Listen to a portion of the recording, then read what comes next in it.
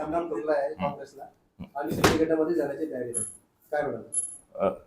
गेल्या काही दिवसापासून त्यांच्या जाण्याच्या संदर्भामध्ये आपण ऐकत आहोत की दंगेकर जाणार. या दरम्यानच्या काळात काँग्रेसने त्यांच्याशी संपर्कही साधण्याचा प्रयत्न केला. गत दिवसांमध्ये आपण बघितलं असेल की गेल्या 3.5-4 वर्षांमध्ये काँग्रेसने 3दा त्यांना उमेदवारी दिली. एकदा कसब्यामधून उमेदवारी दिली, ते त्या ठिकाणी निवडून आले पोटनिवडणुकीमध्ये. त्यानंतर लोकसभेची उमेदवारी दिली, त्यानंतर पुन्हा कसब्यातून विधानसभेची उमेदवारी दिली. ह्या एकामागे 3 उमेदवारी त्यांना दिल्या.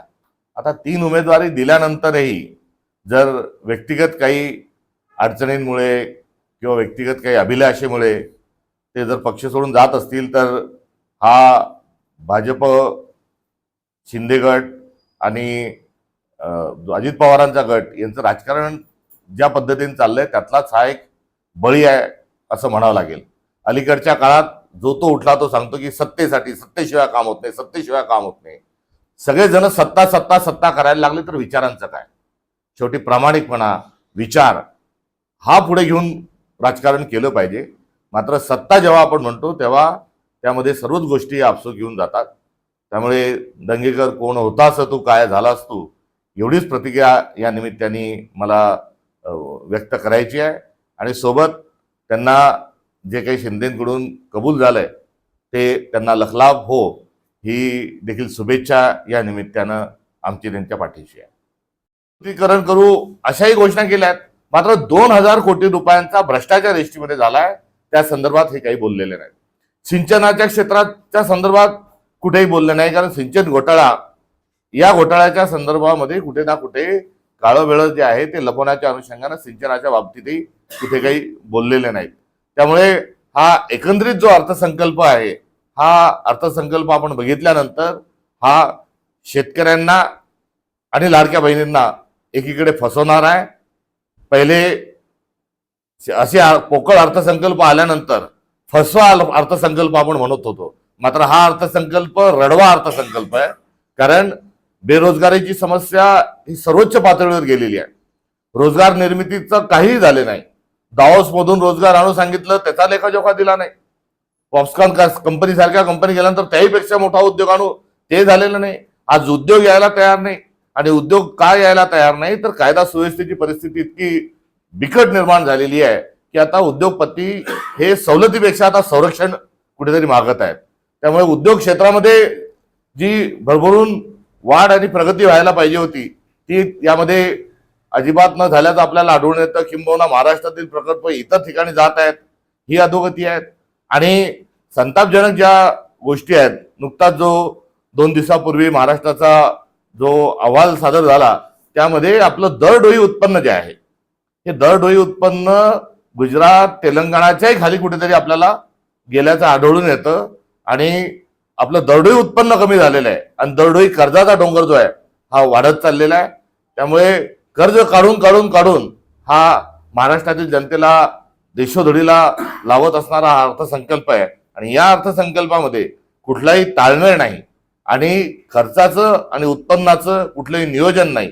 बेरोजगार, शेतकरी व महिला यांच्या संदर्भामध्ये हा निराशजनक अशा स्वरूपाचा हा अर्थसंकल्प आहे. हा निराशजनक आहे. निराश यासाठी की यामध्ये कुठेही आशादायक ज्या घोषणा आहेत आणि तरतुदी या झालेल्या नाहीत.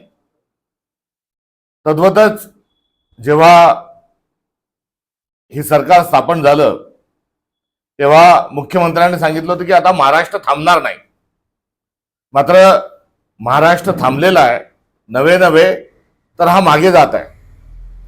कारण विकास दर मागे जाणार आहे, महसुली तूट मागे जाणारी आहे, भांडवली तूट मागे जाणारी आहे. त्यामुळे यात सर्व दृष्टिकोनातून आपण जर बघितलं तर हा महाराष्ट्राला देशोधडीला लावणारा कुठेतरी अर्थसंकल्प आहे. कारण उत्पन्नापेक्षा खर्च जास्ती आहे.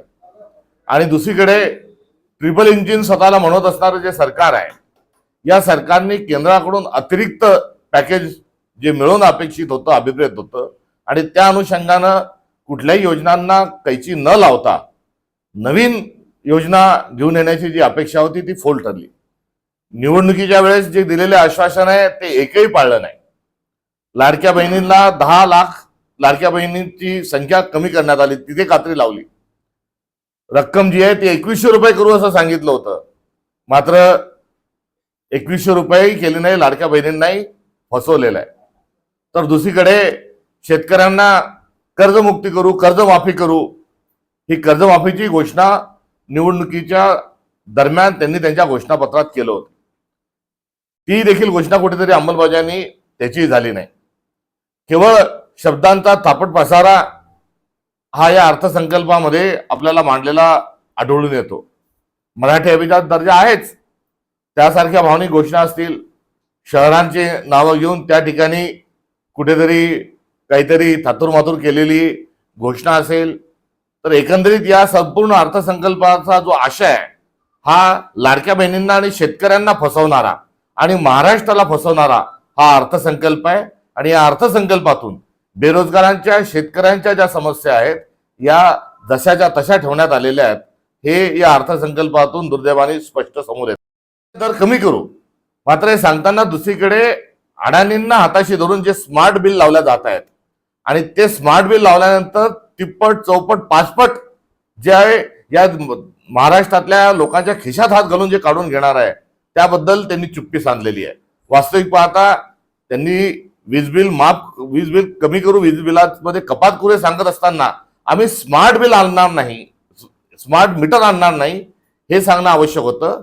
मात्र स्मार्ट मीटरच्या नावाने आता अतिरिक्त पैसा हा उकळला जाणार आहे. त्यामुळे ही देखील विजेच्या संदर्भात केलेली जी घोषणा आहे ही फसवी आहे. स्मार्ट बिल हे दुसरं तिसरं काही नसून महाराष्ट्रातील जनतेला आणि वीज महामंडळाच्या ग्राहकांना ही फसवणारी जी योजना आहे स्मार्ट बिलची, त्यावर त्यांनी चुप्पी साधलेली आहे. हा फसवा नव्हे तर हा रडवणारा अर्थसंकल्प आहे. लाडली बहिणा आणि शेतकरी या दोघांना वर्गांना फसवणारा हा अर्थसंकल्प आहे. निवडणुकीच्या वेळेस घोषणापत्रामध्ये, वचननाम्यामध्ये सांगितलं होतं की लाडकी बहीण योजनेमध्ये 2100 रुपये करू, मात्र उलटपक्षी 10 लाख लाडक्या बहिणींना योजनेतून वगळण्यात आलेलं आहे. तर दुसरीकडे शेतकऱ्यांना कर्जमुक्त करू आणि कर्जमाफी योजनेचा लाभ दिला जाईल असं सांगितलं होतं, मात्र तोही लाभ त्या ठिकाणी दिला गेला नाही. बेरोजगारांच्या समस्यांच्या अनुषंगानं कुठल्याही प्रकारचं आशादायक चित्र हे या अर्थसंकल्पातून निर्माण झालं नाही. महाराष्ट्रातील उद्योग बाहेर चाललेत, अवोजचे गुंतवणूक महाराष्ट्रातील असं सांगितलं जाते, मात्र प्रत्यक्षात ती येत नाही. वीज दर कपात केल्या जाईल असं एकीकडे सांगितलं जात आहे, मात्र दुसरीकडे स्मार्ट बिल आणून ही ग्राहकांची फसवणूक केल्या जात आहे. त्यामुळे एकंदरीत हा सगळा अर्थसंकल्प हा महसुली आणि भांडवली तूट ही वाढत असल्याचं एक घोतक आहे आणि परिणामस्वरूप हा अधोगतीकडे महाराष्ट्राला घेऊन जाणारा हा अर्थसंकल्प आहे. यामध्ये विकास दर कमी झालेला आहे, दरडोई उत्पन्न कमी झालेलं आहे, तेलंगणाच्या मागे आपण गेलेलो आहोत. तर दुसरीकडे दरडोई कर्ज मात्र जे आहे हे वाढत चाललेलं आहे. त्यामुळे उत्पन्न आणि खर्च याचा ताळमेळ हुकलेलं असा हा अर्थसंकल्प आहे.